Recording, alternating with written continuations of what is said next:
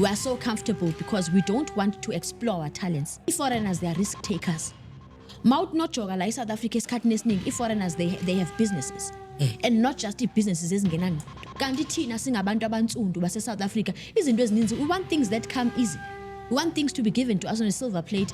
Asingobazabalazi thina. It is going to cost us more than it's going to cost bona laba bahambayo.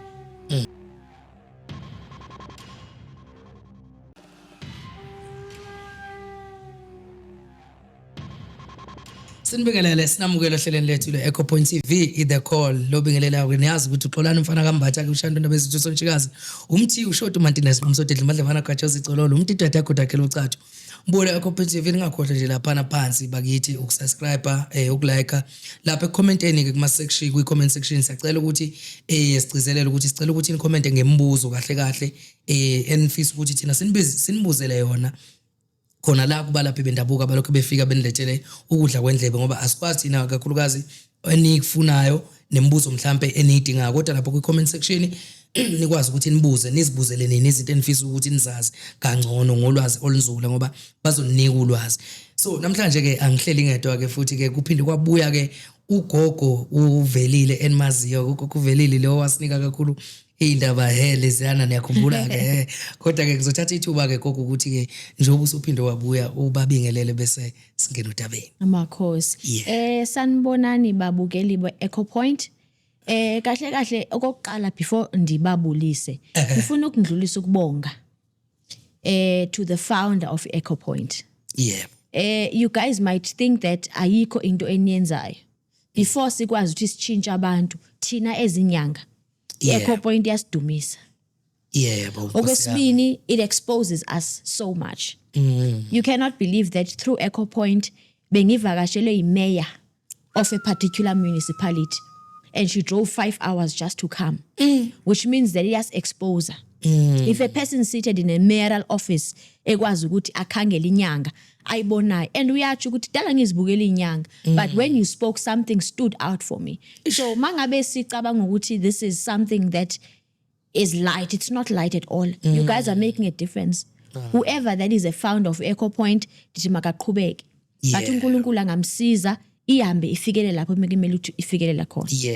Ngikhahlele ke koJola koqengeba kothole lo mthwakazi komfazi obelelinye nazi and khahlele kosikhoma kozulu komhlatyana kochangisa ngikhahlele kompondo othahla kandaye ihlamba kubenda amanzi ekhona obone ronto engaka ngesheleni ngikhahlele kirimukwena wamodibedi wamahameng ndisibize nezikhukhukazi zakulotata aphuma aphutata azalwa khona le ezilalini ematatiyela kirimutawungu wahlalele ngwana ntithi yamrapedi ngwana libisi la khomo sibata ngitho kumama katata xa nisenza kanjalo nje mana sandizichazile from the beginning kunomakhosi ngugogo velile. It is good to be here again and we are constantly motivated to be here because we believe that we are liberating lives.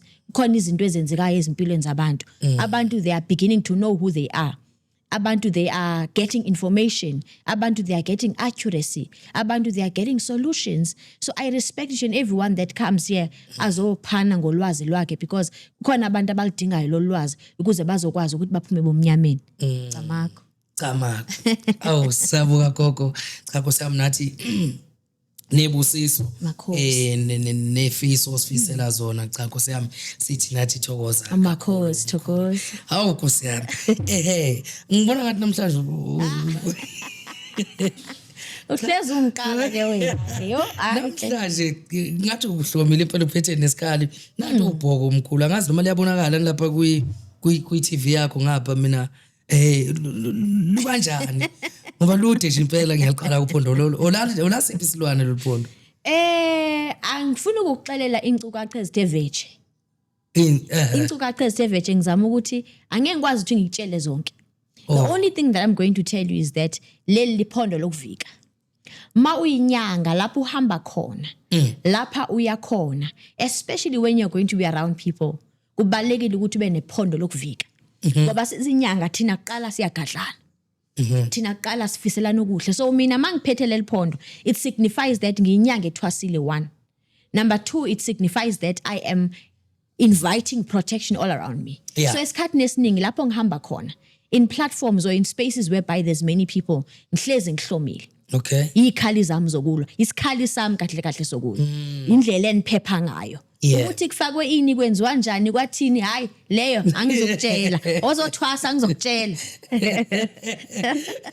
Ngoba manje kuyimfihlo phela lo. Imfihlo, imfihlo. Ukushaya ngenduku zakho phela. injalo mkhulu and funeke kusaze abantu bezofumana lona leliphondo le protection. So if I tell you how it is made or what it is or what it is made of, I'll be going against the law, because at the end of the day ngifuna ukuthi inyanga nazo zize zizokwazi ukuthi zivikeleke lapho zihamba khona. Manje ke mkhulu gogo ngoba nje kuza nazi i-date ngathi abukhamba ama-foreign azohamba ungakhona ukuthi ngiliboleke ngibakwazi ngalo. Angeke.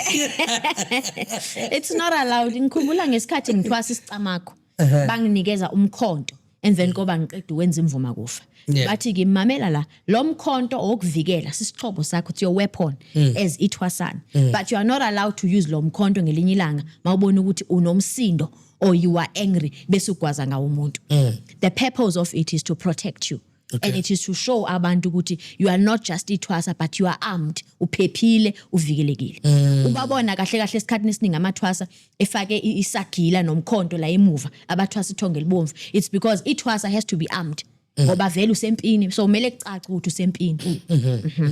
Towas. Uqinisele ngoba omunye unokufika nenduku ngathi Yes. isagila lapha kuhlukahlukene. Hlukahlukene. Yeah. Depend ukuthi elothongo ulisabelayo leliphi. Elali. As I mentioned in the past that there are different spirits.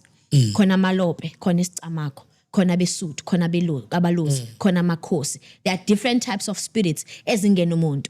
Yeah. Ezibangela ukuthi umuntu athathe uhambo labokhokho labogogo, depending on what idlozi lomuntu requires, because remember amadlozi wethu they have different requirements. Makhosi. Ngoba gogo umhlali wase South Africa njengamanje kuvungaza noma into etrendayo kakhulukazi esibhekene nayo ikakhulukazi leya ngomhla ka30 yokukhishwa kwabantu bukamba kusale abantu basekhaya. Mhlambe njengani kakhulukazi ngokwabalaphi bendabuko Makhosi. singakhohlwa into izele kakhulu siziphuma esihlokweni.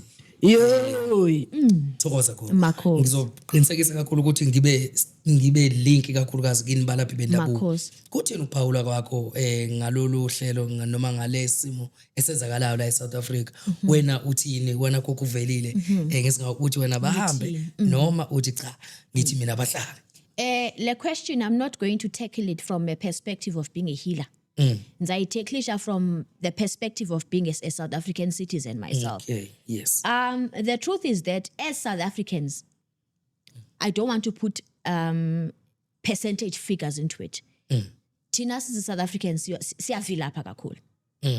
We are so comfortable with sitting on top of our talents. We are so comfortable because we don't want to explore our talents. We don't want to go out and seek for help. Asifuna uqala into siyasaba singamagwala. We don't want to start things from the beginning. Sifuna uhayika kumuntu seka successful. Now foreigners are different altogether the way they are wired up. Foreigners, they are risk takers. Mount not joga la South Africa esikhathini esiningi foreigners they have businesses. And not just businesses ezingena ngqondo. Businesses ezibonakalayo. You go to restaurants thina siyonqena. Angeke uvume ukuthi uthola imali uthola amathipho e50 nawe e60 e-restaurant. You feel like you're undermined. Ngaleso sikhathi awunayini 2 rand onepen accounting yakho. Foreigners are occupying also these what do you call them, universities and colleges. Most of the lecturers that are found in universities and colleges, they're foreigners, because these people are learned. Foreigners aziyonqena incwadi, azisabi incwadi. Kanti thina singabantu abantsundu base South Africa, izinto ezininzi we want things that come easy. We want things to be given to us on a silver plate. Asingobazabalazi thina. So I feel like them leaving South Africa is going to cost us so much, because there are so many people as well to us as South Africans that are going to lose jobs ngoba siqashwe kangabo les foreigners les.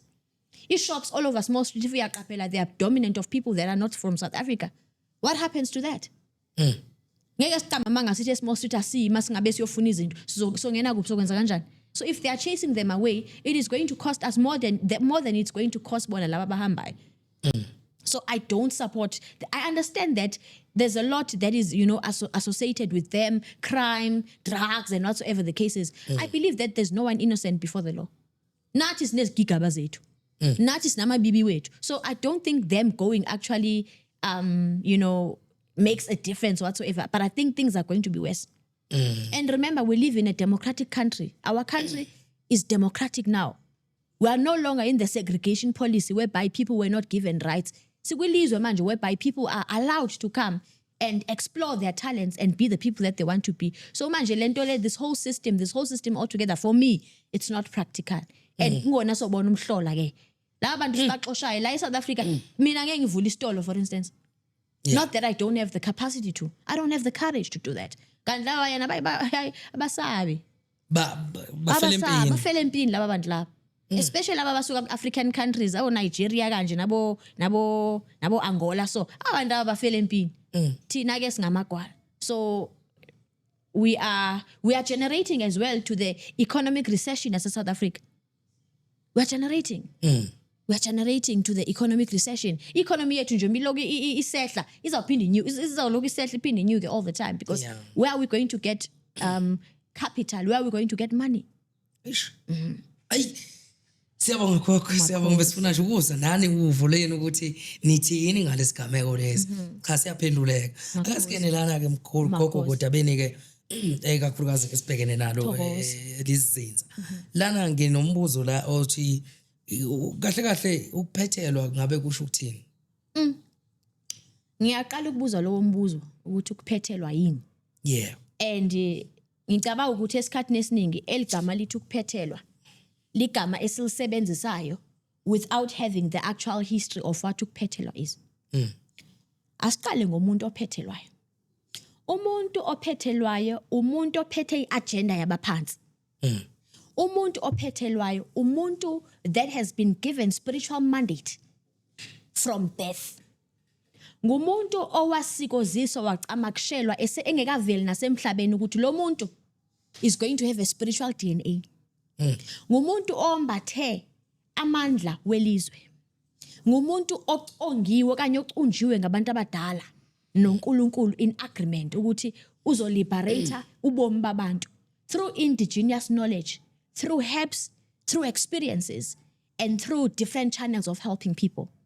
Now, when we speak about umuntu onjalo, because of the fact that in a spiritual DNA and in a lineage of people that follow that he or she follows, abantu abaza emva kwakhe, we anikezwe a mandate, a responsibility.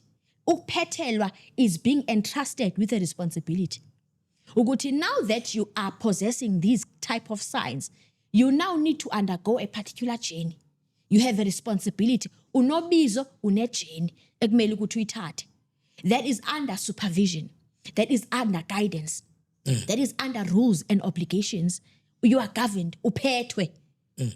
Kunohulumente oripota kuye. Ingakho ngithanda ukuthi iphehlo is an institution. Sisikole kulapho kufundwa khona. Iphehlo is a constitution, in the sense that it gives a person rules and regulations on how to live and how to engage in the destructive patterns of life. Iphehlo is a hospital. Kuyagulwa. Skula sonke. Phela uma unofika endaweni sonke yo siyagula phela. Masenza kanjani? Asiyagula mntasekhaya. Akekho nomnye ophile kahle. Angisho ukuthi la engqondweni, mara siyagula. Ngokugula. So, ukuphethelwa is undergoing a process by a chosen healer of your choice, or a chosen healer of your ancestors leading you to that person. Uhambe uyothatha ubizo labantu abadala. Abantu bayibiza ngokuthi ukuphethelwa kahle kahle ukusabela ubizo. Yebo, ukuphethelwa ukusabela ubizo. It's agreeing that I need help. I need to be instituted. I need to be constituted. I need to be given rules and a set of regulations on how I should help abantu, on how I should be a difference or make a difference in the society. So masikhuluma ngokuphethelwa, sikhuluma ngeprocess. Sikhuluma ngeresponsibility, sikhuluma ngoxanduva, sikhuluma ngegift. Makhosi. Uselapho nje mgogo ekutheni siyagula kodwa isihluke ngamawadi. Nangu umunye ngithi manje ke yena ke unobizo yebo. Kodwa manje uyabhodla futhi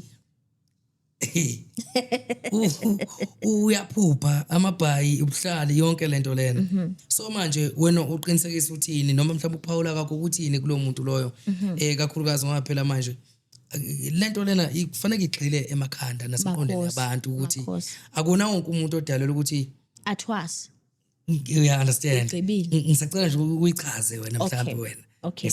Asiqale la, by virtue of being a human being, you are subjected to dreaming.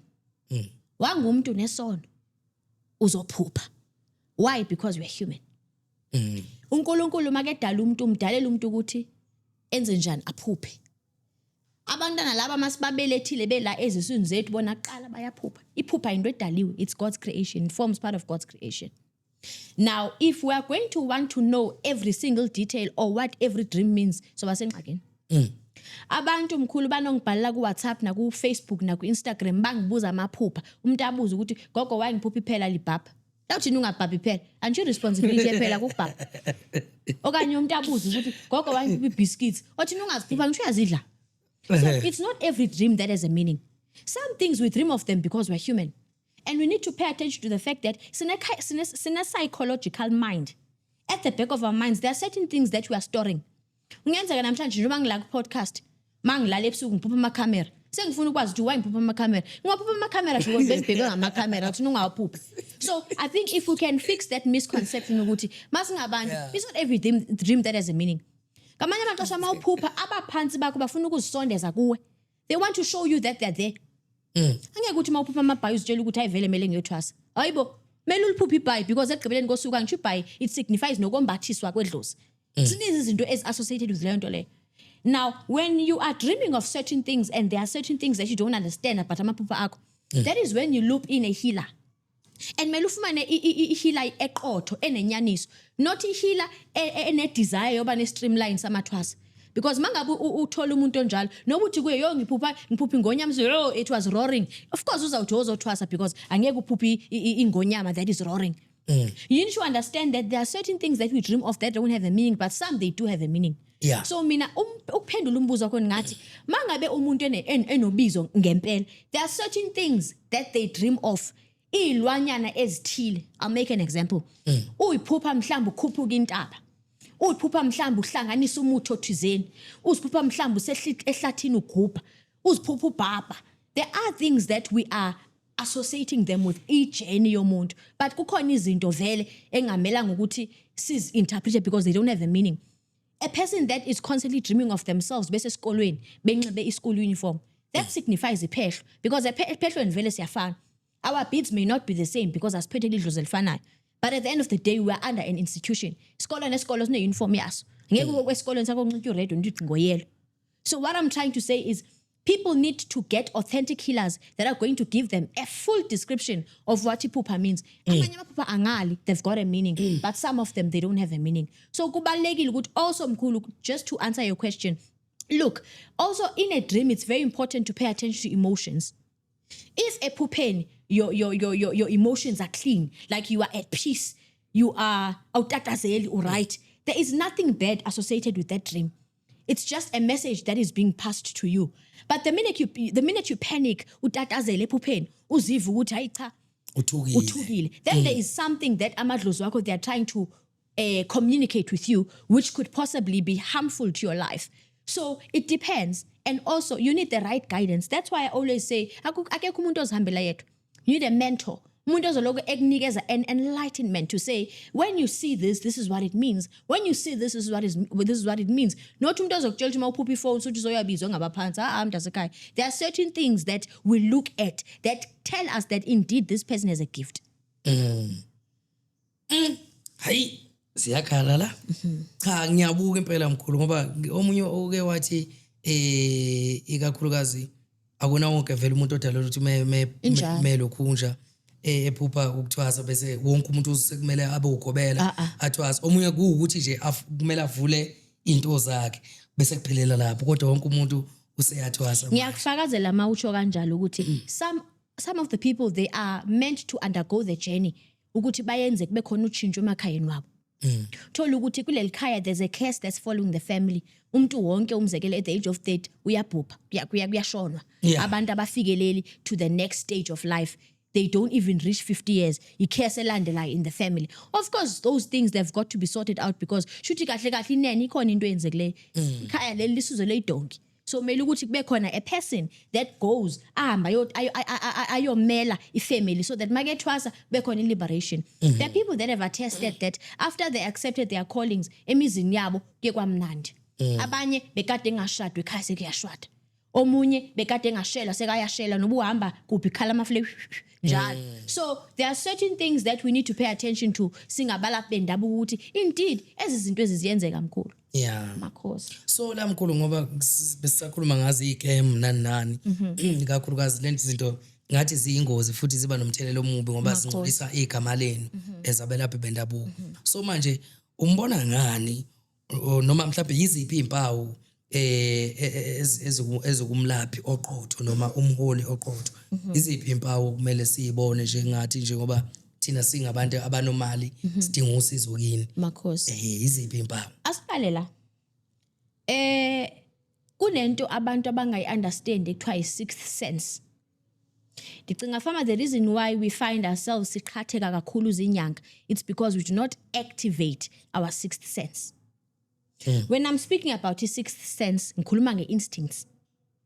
Mawufika endaweni yomuntu mangabe ungumuntu onomoya o umuntu okwaziyo identify umoya make khuluma nawe. Usangena nje gateini.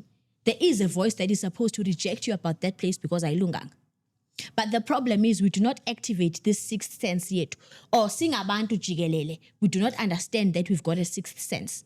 It's not only inyanga ezine sixth sense. Wena qala mkhulu, ngakwazi nokuthi uthwasile noba uthwasanga. Wena qala mkhulu, you do have a sixth sense. Ifana nokuthi makukhona umuntu ongenayo ngaphakathi, kube khona umbili noba nayo. Those are the things that we ignore as people. Because kusube kukhona a message that is being conveyed to you. Ungekangeni kule nyanga ubona impawu zakho ukuthi ungumuntu onjani. When you ignore that sixth sense, uzitshela ukuthi ayivele sendifikile ibolt yami seyimisile, ithini manje ndingene. That's where the problem starts. Amadlozi wethu, they do indicate to us that we are going astray or asihambi kakuhle, but we decide that siqinisa amakhanda sizitshela ukuthi kula siyakhona ngoba sengila ngeke ngispende 160 yami bese ngijike sengila. So the problem starts with the fact that we ignore the sixth sense. That's where you find a person that is not authentic. It's the same thing that masikhangela abagobela abanye abantu, they look for people that have fame. Or jonge lifestyle yomuntu uzitshela ukuthi this person is driving luxurious cars. This person lives in a mansion. Lo muntu ugqoka ama label and therefore nguye omele ukuthi angiphethele because ngifuna ufana naye. What if amelanga ukuthi ufana naye? What if like idlozi lifuna ukuthi uhambe ngeenyawo la estradeni? Not because liyakwehlisela ngesithunzi, but because it is supposed to be like that. So before I go into the qualities that make a good healer or a good leader, bengifuna nje udlusa leyo nto leyo ukuthi i-sixth sense iyo yambi bese yasilahla singabantu because we don't want to pay attention to it. A true healer mkhulu has got to be honest. When I speak of honesty, I'm talking about being able to say lena into andikwazi ukuyenza. I can refer you to another person that can actually help you with this matter. Mawukwazi ukuthi ube unyanga eneqiniso okwazi ukuvuma ukuthi yini oyaziyo yini ongayazi, that is a very good characteristic that makes a good healer. Ngoba kwazinto ukusiphila kuze inyanga zinamaqiniso.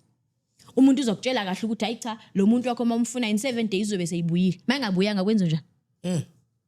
Dololo. Ayikho. So it's very important to identify a leader that is honest.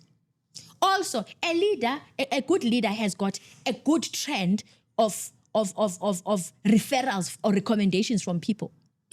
Umuntu oyilida yeqiniso, people have to testify about that person and say ngiyile esigodlweni sikamkhulu banibani okanye sikagogo banibani, and this is exactly what I saw. My life began to liberate. Into zami zatshintsha, into zami zabuyela esimene esikahle.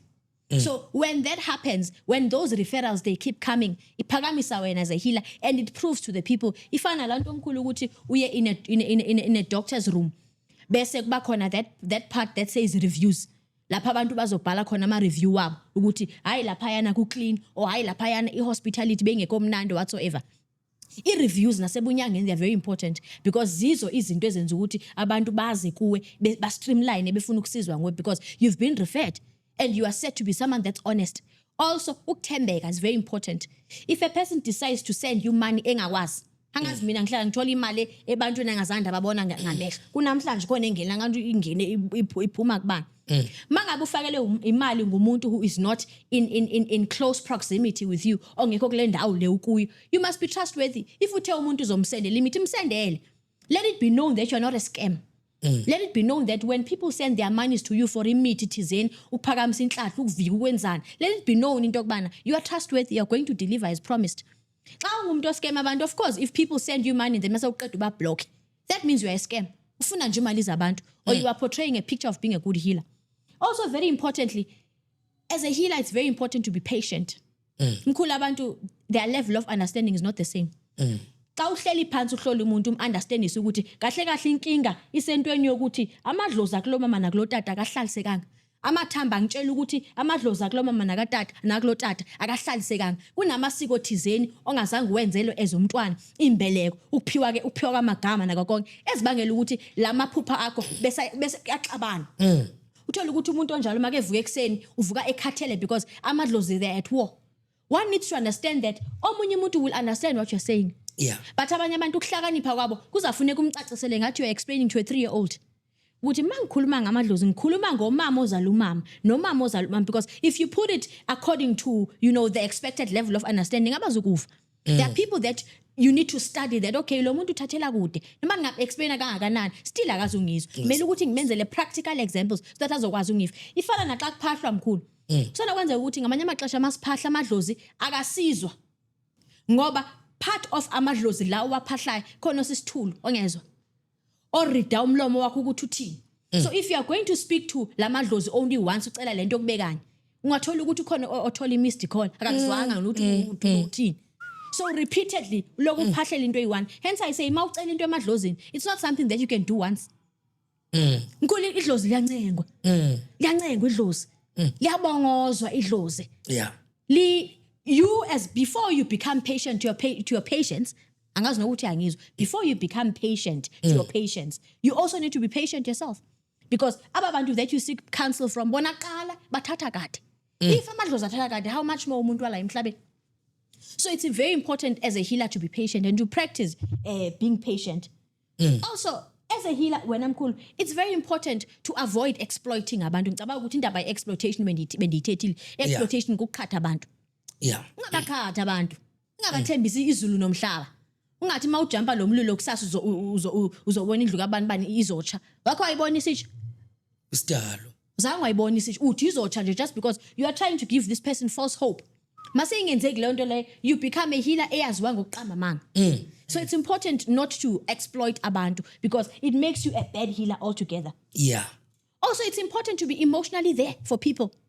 Abantu mabeze endumbeni yakho ku set up endumba yakho, they need to feel as if you are empathizing with their situation. Empathizing is ukuzifaka enkingeni yomuntu, owning it as if it is your own. That is something that sets us apart as healers. Mangabe umuntu efika ekubikela lenkinga before uza nemithi nezicazululo zokuthi how am I going to help you, mbonise ukuthi I understand what you're going through and I understand your pain. Sometimes when we consult people, abantu abaphiwe ngokuthetha, uthola ukuthi umuntu lokhu uyakhuluma naye uyakhala ugcwele inyembezi because of the things that you are saying. Offer hospitality. Mnikeza itissue, mnikeza amanzi. Makabone, the person must feel as if they're in the right space.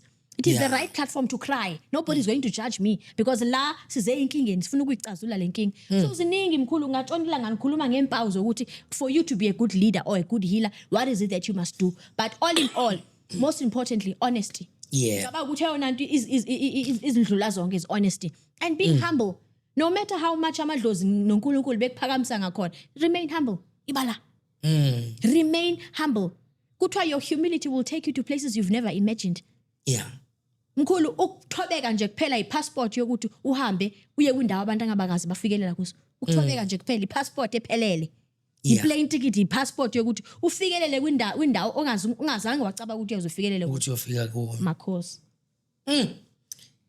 Wathi omunye ubaba mkhulu kwafika uhlanya la ngena emzini womunye umama loxhaza amathe longcolile la ngena lacela amanzi ngojeke. Wathi lo mama uzophuza ngojeke kabanje ngoba nje unjena nje unje. Cabanga. Uyabona lathi uhlanya ngiyakucela ngomiwe ngicela nje ungiphuza amanzi ngidlule. Wathi awukwazi ukuthi ungaphuza amanzi ngojeke wami, dlula lento nje. Kodwa lathi maliphuma ngesango kwafika izwi kumama elathi uyena uNkulunkulu akade umlindile ke loyo. Impilo yakhe yaqala yadonseleka emuva ngalendlela exakile ke manje. kahle ngiqonde la ngoba ngibona ngigudla uhambo inkulumo yami ifuna ukuya kula ekutheni idlozi kahle ngoba ngifuna uqina la idlozini. Idlozi lixoshwa yini ugogo ekhaya? Ndiyayithanda lutho.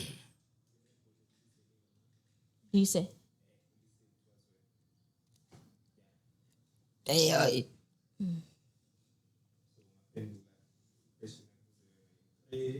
So, 1. Mkhulu. Idlozi lixoshwa into eyiningi. Asiqale la. Idlozi alidibani nomsindo. Okay. Sikhulume nje ngento nje ecommon. Idlozi alidibani nomsindo. All right. Indawo egcwele inkulumo, egcwele umsindo, egcwele hatred, gossip, and everything that you can associate with noise. Idlozi alihlaliseki lapho. The way in which idlozi lisacred ngakhona, according to idlozi makunjalo kulowo muzi lo kungcolile. How does idlozi dwell in a place whereby there's so much noise? I'm going to take it back to the church setup.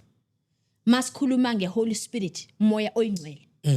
Akakwazi ukuthi afike aperforme imangaliso kanye imimangaliso phakathi kwecongregation ebangisana ngezikhundlo kanye egadla nayo naqala. Umoya oyingcwele uyavaleleka aphume. Idlozi malibona ukuthi kuleli khaya kuhlaliseka akukhulunyiswana khona abangakhulumisani bayazondana kuphehlwana ngamanzi amnyama uyathakathana kwenziwana idlozi liyaflathela liyabaleka and malibaleka alibaleki because lifuna ukulaya libaleka because nifuna ukuthi nina ezikhaya nilungise. The reason why you find that sometimes eindumbeni zethu kufika abantu abasitshelayo ukuthi hey ngisuka kwikhaya lapho kungenakuthula khona. Uthola ukuthi masiyiphonsa lento einhloleni zama ubheka ukuthi where does this noise come from? Uthola ukuthi it's not because of the ones that have passed ngaba bashiyekileyo. Balwa ngelifa loba indlu yekabani ubani ngabani. Uthola ukuthi in the same yard kwakhiwa ama flat kwenza separation abasadli nasendaweni eyi1. Why? Because kuyabangwa lento ubangwayo. In a place like that idlozi liyabaleka ngoba idlozi lidibana nokuthula. Idlozi wants peace. The Bible talks about peace and peace surpassing understanding. Xa kunoxolo endaweni abantu abaningi ngaphakathi kwendlu they become united, they understand each other, they love each other, they respect each other, they honor each other. So once idlozi lingafumani khona lo atmosphere njalo liyabaleka. And there are certain measures that have got to be taken ukuthi kubuyise lo madlozi. Ngokwesixhosa kunento ekuthiwa inguquko. Yeah. Uthola ukuthi amadlozi aflathele kuhanjwe kuyokufukanywa entabeni kuyokwakhiwa intente amagqirha nabantu bekhaya benxibe ingubo ezimhlophe bahambe bayepha bayolanda lamadlozi aflathele ikhaya. Ngokwesinguni ngokumnguni nomndawo uthola ukuthi mhlambe because of the differences within the home si recommend ukuthi ikhaya malihambe lekwenza umphahlo liye ehlane oliye kwi-N Hill esidulwini. Liphethe etshwala thizeni ekuphahlwa ngako obomvu nobumhlophe namawine kunye namakhandlela nempepho nesnafe bambi bayokhuluma nalamadlozi bawancenge ukuthi buyani, especially if uthola ukuthi amangcwaba akaziwa ukuthi akuphi. Remember there are people abakokwethu abashonayo esingayazi ukuthi babelandwa kuphi. So the purpose of ukuya esidulwini, remember isiduli takes a shape of a heart uronta. So leyo ndawo is said to be ikhaya.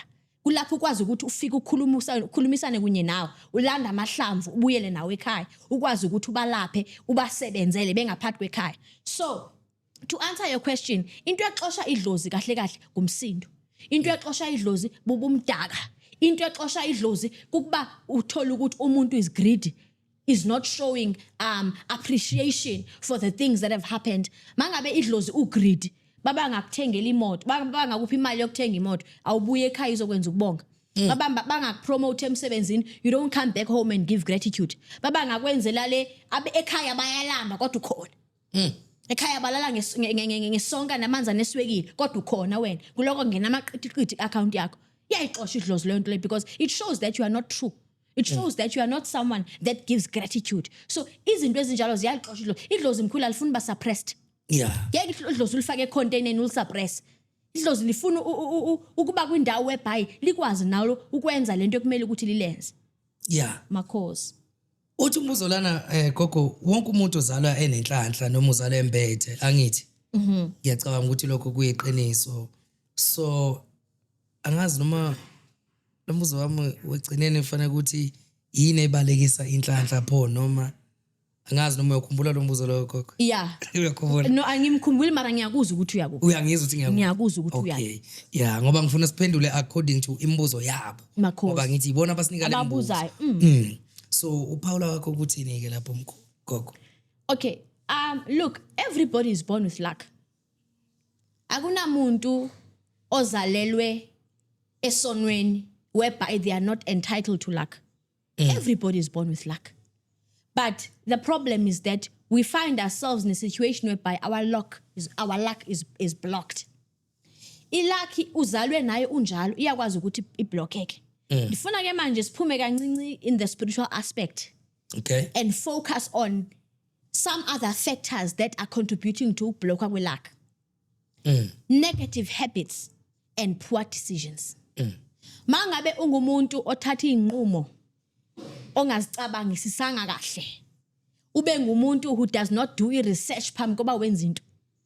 Masenze umzekelo, let's make an example and say I want to start a podcast because a lot of people have been saying I should start a podcast. If I want to start a podcast, it means that I must research from other podcasts ukuthi what sustains the podcast yakho. I need to research from abantu aba own ama podcast ukuthi how much do you spend for a particular show? Wenza kanjani? Equipment ithengiswa kuphi? If I don't have that information, my podcast is not going to be successful. Why? Because of the fact that mina angiyenzanga research yami the way that I should have done it. Therefore, the challenges that I faced in the competitive world andizuzazi ngoba I have not done my research. So decisions, me deciding that mina ngeke ngihambe ngiye kuXolani ngiyobuza kuye ukuthi uyena ukhopha kanjani izoba ngathi ngiumuntu ophansi ozoba ngathi angihlakaniphanga. Bad decisions, associating yourself with the wrong people. Block inhlanhla leyo nto le.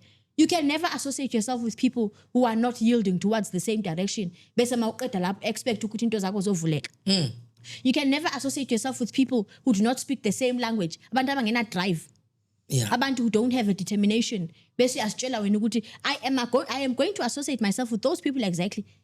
You are saying goodbye to your dreams and to your goals. Uyazipapayisa without you knowing. So bad luck is triggered by bad decisions, bad associations as well. Masikhuluma mkhulu as well ngokuthi inhlahla ixoshwa yini. Inconsistency. Ma ungumuntu vele oyaziyo ukuthi ngelanga elithile okanye ngehour ethile uyaphahla. Ukhuluma nabantu abaphansi, uyababikela, wenza konke. That is something that must happen consistently. Ngoba vele uzitshelile wena ukuthi in order for my ancestors to be able to bless me the way that I want them to bless me, mele ukuthi kube khona unqumelelwano phakathi kwakho namadlozi. Mkhulu, ikhandlela elimhlophe elimiswe phakathi, eliyellow ecaleni, eliblue ecaleni, nempepho, nesnafe, neboxer. Ukushaya igugu, uhlala phansi, ugqoka into ehloniphekile, khulume namadlozi wakho, ugqibile. In that way, you are calling forth the presence of your ancestors. Uyababiza basemanzini, uyayibiza izithunywa. Lonke amadlozane anokubango phezulu kwempilo yakho. Remember the purpose of impepho njengoba ismoke siloko siphakama. It is summoning amadlozi. Uyawasondeza. Kwimbombo zona zomhlaba bakuzo, you are saying woza come duze. Uyabasondeza ku. Do you understand? So the minute you lack consistency, ube ngumuntu ophahla nje makusileha kuphela. Le nto le iyayiblock inhlahla. Because you are not consistent and therefore nabo angeke bathembeke kuwe ngoba nawo uthembekanga kubo. Ngeke bakusikelele ngandlela bafuna ukusikela ngayo because onaqala you take your time. You do things the way that you want. It's not about them, it's about you. Life is so centered around you. So why must they bless you? Because wena i-patterns zakho zobomi azibonisi kubonga emadlozini. To ababukeli be Echo Point nento engifuna ukuntshela yona amadlozi ayayithanda attention kakhulu. Mayebona amadlozi ukuthi they are not given enough attention, they flee from you. Bayabaleka. Bayasuka kuwe. Why? Because they can see that you don't want to give gratitude to them. Okuncane, gratitude does not have to be something big. Ukuya nje ekhaya usile nje umqombothi. Abantu abadala basele. Kuphekwa inkobe. Okuxhelwa inkukhu uthi uyabonga. Okanye nje uzobulisa uzobabingelela. Those things they trigger a particular sense of ukuthi amadlozi akwazi ukuthi nawe abone ukuthi ungumuntu onyanisekile. Wakhathalele. And the failure to do that mkhulu angifuni ukukutshela manga yiyo ebalekisa izinto abantu abadala abafuna ukuzenza abafuna ukuthi bazenze kubo. Bazenze. Jealousy as well. Jealousy and negativity also blocks luck because I'm sure when you share everything with everyone. Every dream that you have, every goal that you have, every decision, umuntu nomuntu nomakhelana uyazi ukuthi ugogo kusasa vele uzohamba aye kwa Toyota yothatha iOris. Your news are known all over. Of course it's going to trigger jealousy. Yeah. Sometimes even if you are not someone that makes noise about your plans and your dreams, abantu mkhulu banokubheka nje they just automatically become jealous of you. For no apparent reason. Umuntu afisa ukuba nguwe ajonge your lifestyle asitshela ukuthi no lo muntu lona vele ngifisa ukuthi ngibe nguye ave ngacacile mkhulu lento yokuthi hayi umuntu mina ubani bana ngimphiwanga ayikho lento le umuntu awumphiwanga there's a reason why umuntu ungamphiwanga ngeke uveze umuntu ungamphiwa nje ngiyayizwa lento masikhulu hayi yazi ubani bani umoya wakhe angimphiwanga ayikho lento le uyikhona into ibangayo nayo it's either nguwe one yena oyena one wena Okunento ifunayo nayo ongenayo bese uzositshela ukuthi cha hayi lo muntu umoya wakhe vele akahlangani nowami akahlangani nowakho makwenze njani masithi siyabheka thina cha uright lo muntu injalo nguwe wedwa lobona ukuthi lo muntu unenkinga shuthi inkinga nguwe eish ngoba vele nina belaphi bendabuko kunenkinga enibhekene nayo futhi engene kwazi ukuyilungisa lento kulapha umona injalo ayi inkinga enkulu ke inkulu yahlula Abraham le nto ayi ingozi ke le singobani thina ukuthi singacaba ukuthi we can make a way like singayilungisa ayilungiseki umona isono engangazi ukuthi ingalatshwa yini hayi futhi ngeke kodwa ayisimuntu wonke onayo umona angazi ngiqhubeke nambuzo noma khona safuna uphawula khona okay mkhulu nami mkhulu ekutheni inhlanhla yomuntu mhlambe mawukuthi sike yaqhelelana naye yamlahlekela wenza njani ukuze ayibuyise mhlambe nje izeluleko zakho ongazinika nanga umuntu ukuthi okay njengoba nje ngesena inhlanhla wafika futhi yena kwaphunyuka enze njani mkhulu mina abantu mhlambe mabengibheka bacaba ukuthi ngiyahlanya mina la ngikhoyo ngihlezi nginephepha nepen hleli ngibhala each and every single time you'll find me writing something asiqale la mkhulu ukubuyisa inhlahla kuqale kubuvumeni ukuthi inhlahla ilahlekile if you are in denial you don't want to accept ukuthi inhlahla yakho impela ilahlekile angeke ulapheke it starts with acceptance accept that I am not in the state of life or in the stage of life where I had envisioned myself to be angikho la ekumele ukuthi ngibe khona there are certain delays and setbacks that make me to be in the same place moving around the same place in circles isitulo esigijima endaweni eyodwa esingayiphezulu esingayiphansi esingakhuphuki first it's to accept because when you accept that's when you are able to seek for help uma ungavumanga lokutshelwa yithi mkhulu ukuthi hayi mkhulu ngathi awushayi khona bese wena ungayiboni sizokusa kuwo wonke umuntu lapha elizweni and nothing is going to happen until it comes to you uzibone nawe uba indeed my life is stagnant khona la kume khona when you accept that khona la kume khona it becomes easy for us to come in and actually pave a direction or a way for you inhlahla mkhulu ibuyiswa ngokuthi uvume eqala nje mangishilo mawuqeda ukuvuma you go out and seek for help ungakhangela umfundisi ungakhangela umthandazeli ungakhangela igqirha ungakhangela umngoma ungakhangela inyanga ungakhangela igedla bonke laba bantu ngibabiza for a purpose because I'm a person who believes in spirituality angeke ngithi inhlahla zibuyiswa sithi sizinyanga kuphela there are certain people that have been given so much power that when they lay their hands on you bekukhulekela into zakho zikwazi ukuthi zikhuphuke there are certain people that they won't even use herbs bazokuhlanganisela iwash bathi futhi ugeze uzoba right bese uba right there are certain people that will take you to the river inyanga ihambise isebenzise ilwane thizeni inkukhu inyongo nami iswano nani ixosha imimoya le kuwe bese yakuphakamisa bese into zakho zikwazi ukuthi zihlangane that as well is possible you can also go endaweni mhlambi lapho egcwele abathandazeli abo St John's kanje bafike bakufaka amabhafu benzeni I don't take all of those methods for granted because kunabantu abanobufakazi bokuthi mina ngahamba ngaye St John's ngafike ngalatshwa without going to a healer. So it's not always imperative, or it's not always a necessity that when people have gotten to a point whereby they feel like inhlahla zabo blocked, it's not only us healers that have solutions. Uzonixola ke mkhulu mina someone who's honest, angicinezela inyanga mara ngikhuluma iqiniso. Ayisithanga sodwa abantu ngithi ayisithanga sodwa abantu abaza ne-solutions to problems.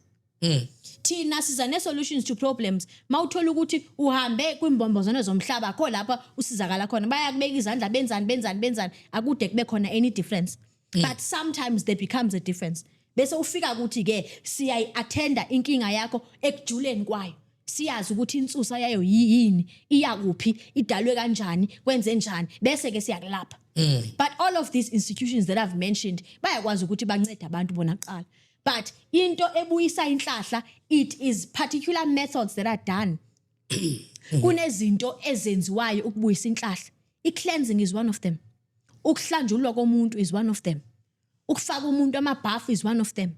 Ukunikeza umuntu imithi yokususa isichitho namabhadi nako konke izinto ezibangela ukuthi ungabi lovumba emnandi ebantwini, it is one of the methods that can be applied ekwenzeni sure ukuthi lesi sichitho kanye lesi simnyama or whatever eyenza ukuthi inhlahla yakho iblock iyasuka kuwe. So there are different ways in which inhlahla yomuntu ingabuyiswa ngakhona. But most of the time thina abantu singabalaphi bendabuko siyakuhlamba, and xa sikuhlamba it's a process. Siqale sithule izilwane zakho, sithule izinto amathunzi amnyama esibona ukuthi uhamba nawo, izinto ezibangela ukuthi noba into uyayibamba ngesandla sakho noba ibimhlophe ijike ibe mnyama. Not in the practical sense, but we understand things ngizama ukuthini. Ngiyakunderstand. Bese masiqeda ukuthula lezo zilwane sikuhlambe sithini sisuse simnyama sisuse ichitho nezibopho nezifungo ezihamba nawo, masiqeda lapho ke siyakuphakamisa. Sikufakela imithi yenhlahla omkhanya kude ovula kuvaliwe, yayibona, senzela ukuthi into zakho zikwazi ukuthi ziphokophele phambili. Yeah. Sikuhlambe because angisho siqale sasebenza imithi enzima qala yokuthi sisuppress le mimoya ohamba nayo, mase siyakuphakamisa ke manje ukuthi ube livumbe limnandi, ukwazi ukuthi mawuhambe ebantwini abantu bakulangazelele, bese masiqeda lapho siyaqinisa. Because so ungumuntu odumile obonakalayo ukuthi something has happened, izitha semva kwakho. Unfortunately izitha they have access to us. Cha phela ngithi mkhulu imvula ihamba nodaka. Injalo mkhulu. And amangesi athi inja ehambayo, in fact imoto ehambayo iyo ekhonkotha izinja. So that's what happens. It's a process. There are certain things that are done. Thola ukuthi ngamanye amaxesha kukhona izitha thizeni ohamba nazo abantu abagadlayo. Thola ukuthi mawuza kuthi ezinyanga mele sikusize ukuthi uyogadla back, because mkhulu angeke ngiqambe lamanga ngithi asigadli back siyagadla back. Angithi usiqalile. And therefore impinda amshaye sibalekile ukuthi bimililo thizeni ukuthi ubonise ukuthi you are sending it back to the sender. Those things are done by us as healers, because umuntu has tempered with you awuthakathi. Umuntu nguyoqalile wagadla, so ugadla back, ubuyisela lokho ebekakwenza kuwe ubuyisela kuye. Mara kufuneke uthi ubuyisa bese uqinile, because uzoxa ugadla back aphinda igadle kahle kahle lento le ubomi mangithi inhlahla yomuntu ngathi ibhola, yenza so uzothi mamgadla gadle back bese uyamgadla naye gadle back khona phela ozokhathala. So mangaqinanga mele ukuthi ube ngumuntu oqiniswayo. So if we are undergoing a process of ukuthi siya cleanse as a patient, it's important that we make it a point that we strengthen you as well, because lezi zitha ezi wena ocaba ukuthi uyazixosha kanye le mimoya yokuthi uyayixosha ine power yokuthi ibuye ku. Kuyadepend ukuthi ukhandwe kuphi. Phela khona izinto ezenziwa izinzima kabuhlungu mkhulu. Yeah. Uthola ukuthi into incamathele kuwe, no matter what you can try incamathele. Bese nawe ke funeka ukuthi mawuyinyanga. Also it's important that ma inyanga umuntu eza kuwe, of course you're going to start with the basic muthi, imithi basic, before uye kwizinto kwimithi enzima kakhulu oyazi ukuthi okay le ngiyithembile amabutho izizwe zonke izinto ezi uyazi kahle ukuthi mase kufikelele lapho kulapho uzame all methods. Now you can see that this situation is stubborn. That's why as a healer, that's why as a person it's important that mawuye enyangeni ethile uthola ukuthi awukhanga usizwe or you are not seeing a difference, go back. Yeah. Ngiklenziwe ngiqinisiwe ngiyenziswe impinda ngifakwe lena le, but there is no difference. Inyanga eqotho izawusuka from this level iye kule level ikutshela ukuthi okay kulezi besizisebenzile it is try kanje. It's the same thing when you go to a medical doctor uphethwe zi-tonsils. If ukunikeza i-betamol and i-tonsils zakho they are still not improving, you'll come back, the doctor will give you paracetamol or he will give you something else. Why? Because le ekunikeze yona ingakhange kusize. Ayizange isebenze. So it's important for us as healers to be flexible as well and to know that we are not masters of everything. Ngamanye amaxesha umuntu uzomnika into kanti into yakhe ijule kakhulu or ayijulanga kakhulu ijule kancane. Yeah. So kuyadependa mkhulu from one person to the other. Yeah. Nangumuntu lana uvele nje walahlekelwa imali. Etaxini mhlawumbe olahlekelwa 500 or 8000 bese ethi isichitho ke lesi. So kunabantu abadidekile abangazi ukuthi phakathi kwesichitho isinyama ibhadi kunomehluko ngithi. So ngicela ukuthi mhlambe umgogo wena ngokujula kwakho ungichazele ukuthi kuhluke ngani lezi zinto phakathi kwesichitho ibhadi nesinyama ngoba akufani. Okay. Masikhuluma ngebhadi, ufuna uqala ngebhadi. Masikhuluma ngebhadi. Ibhadi mkhulu. Most of the time it emanates from lapho buya khona. It's a generational curse kahle kahle. Uthola ukuthi vele in the family ningabantu abaziwayo ukuthi when you reach grade 10 niyasiyeka isikole akunamuntu oqhubekayo. Into nje khoyo in the family nawe yazi ukuthi buya kuphi. Yeah. Or abantu mabekhulelwe when they reach 7 months isisu siyachitheka. Or in the family mangabe umuntu ethenge imoto after 3 weeks uwane imoto libhadi elo. Yeah. It's a recurring generational curse that affects people within the family. Eyenza ukuthi umuntu angafikeleli lapha emele ukuthi ufikelela khona. Ibhadi is bad luck ngesilungu. Yeah. It's bad luck and I'm saying most of the time it emanates from apho buya khona umnombo wakho. Okay. Into emele ukuthi icinywe, ixoshwe, ivalwe, ithenishwe because i-bad luck into nje eyenza ukuthi i-bad luck is an enemy to progress. Yeah. Because remember there's bad luck and there's good luck. So masikhuluma ngebhadi, sikhuluma ngento encamathela kuwe ebuye emva. Eyenza ukuthi into zakho zingakhona ukuthi ziphokophele phambili. Isichitho omkhulu si-intentional. Xa kukhona isichitho kunesizathu. Isichitho sifaka umuntu. Ngiyakufakela isichitho just because of the fact that ngifuna ukuthi ubomi bakho bume ngci ngabikho progress. Isichitho is intentional because ungenze ukuthi masenze umzekelo. Sithi mina ngijola nomuntu ojola nomunye umuntu kodwa lo muntu lo umuntu engimaziyo. Ngenza umzekelo. Yeah. Lo muntu lo une right yokuthi manje ukuthi une right. Uzozitshela ukuthi lo muntu lona is tampering with my space and therefore ithi ngimgahle. Ngimbonisa ukuthi lo owam lo umuntu ngowami or whatever the case is. So isichitho into eyenziwayo ngomuntu intentionally with the intentions of ukuthi afuna ukuvisa ubuhlungu. Umuntu uyayenza lento because ufuna ukuvisa ubuhlungu and une intentions ukuthi kube khona ubomi bakho budemolish kungabi khona into ebheka phambili. Isichitho omkhulu siyakwazi uba isichitho sangaphansi. Umuntu azitshela ukuthi okay manje nguye ke sekantshontsha indoda yakho nenza umzekelo. Mangabe kunjalo azitshela ukuthi okay mangabe kunjalo ke ithi makelala nawe wena because umtshontshile uzothi makelala nawe benevumbe elithile angazulijabulela lizomxosha kuye. Isichitho leso. Okay. Beni khona isichitho omkhulu esimanifesta in the face thola ukuthi umuntu une rush akakhangeleki kahle amakhakuva nani ubuso bubolile and all of that. Isichitho naleso. Because wenzela ukuthi abantu babekubhekile they must not be appetized by you.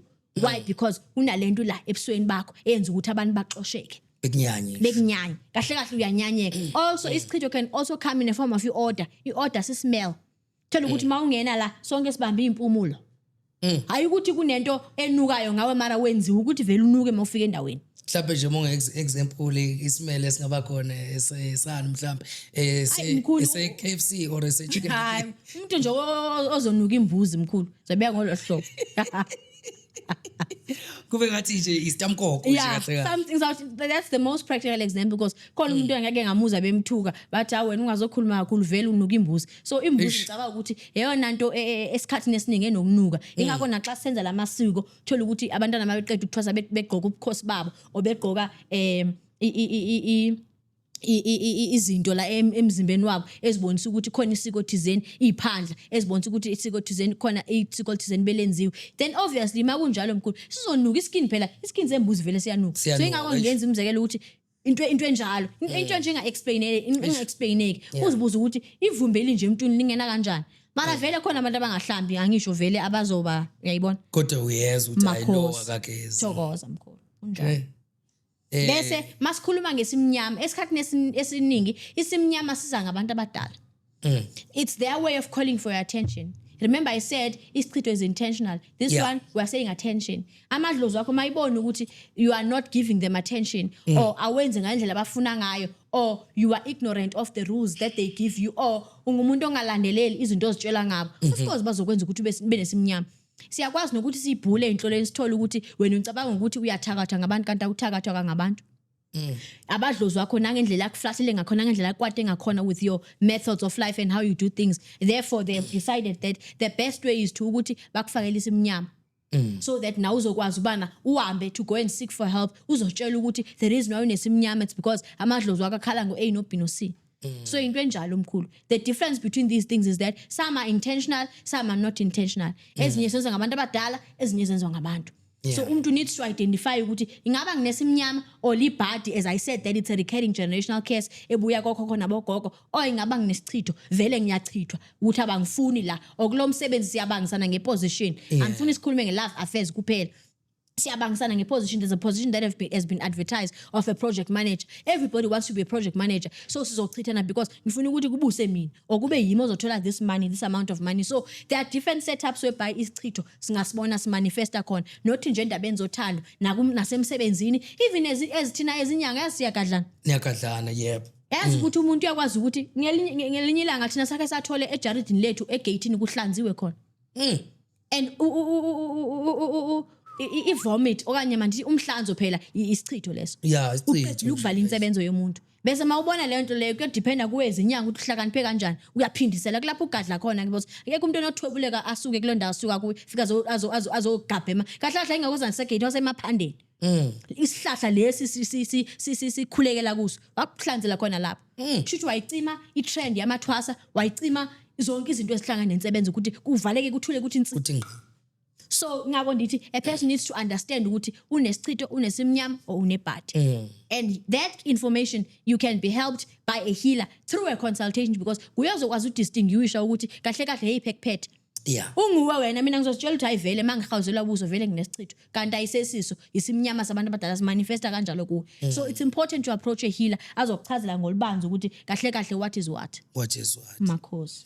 Yazi la kunembuzo eminingi engisayigodlile kodwa ngenxa yesikhathi ngiyabuka ukuthi ngeke ngisakwazi ukuthi ngikubuza yonke ngizocela ungixolele lapha. No that's fine. Ngiyabonga kodwa khona umbuzo engingafuna ukuthi ngiushiye ngoba ngiyawuzwa ukuthi usematheni kubantu kunegama lezingisi abantu abavamise ukudlala ngalo kakhulu bethi charity begins at home. So ngithi angingawushiya impela lo mbuzo ngiyacela ukuthi mkhulu usichazele ngawo ukuthi kwenzakalani kiwo bese sikwazi ukuthi sigoqe uhlelo. Mkhulu ujulile umbuzo wakho. And nangendlela ajule ngakhona umbuzo wakho ungibuyisele emuva kancane.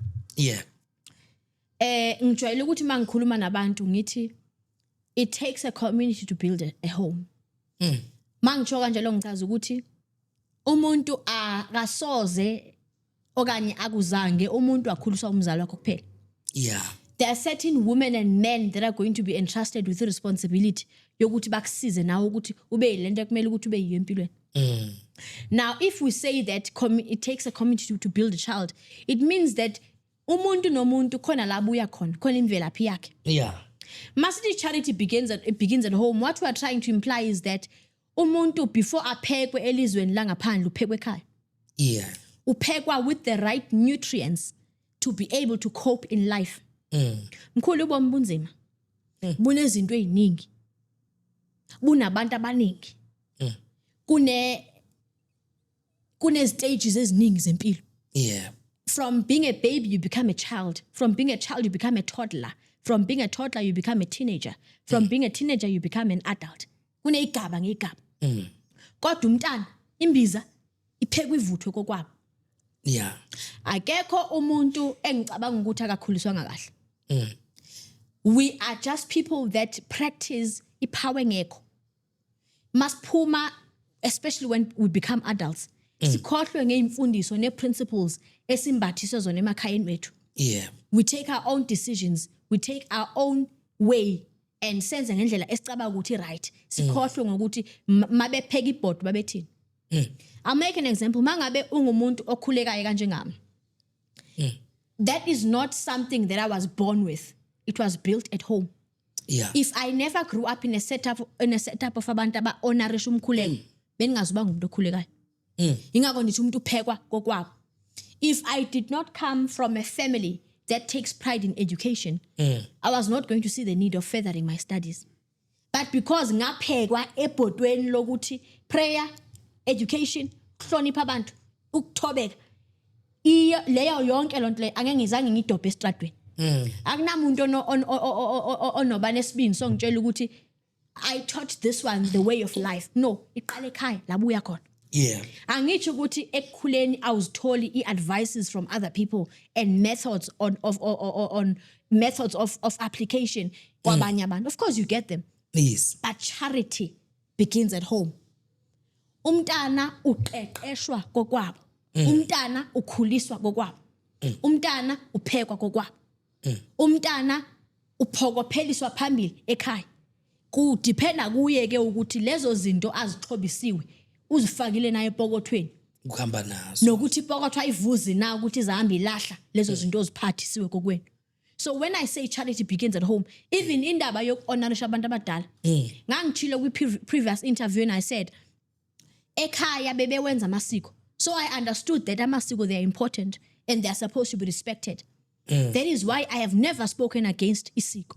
Yeah. And angisoze ngikhulume against isiko because ngaphathiswa leyo nto. The charity that was built when I was growing up, it contained or it consisted of ukuthi indaba ezine culture and heritage, they are honored. Yeah. So umuntu uphekwa kokwabo.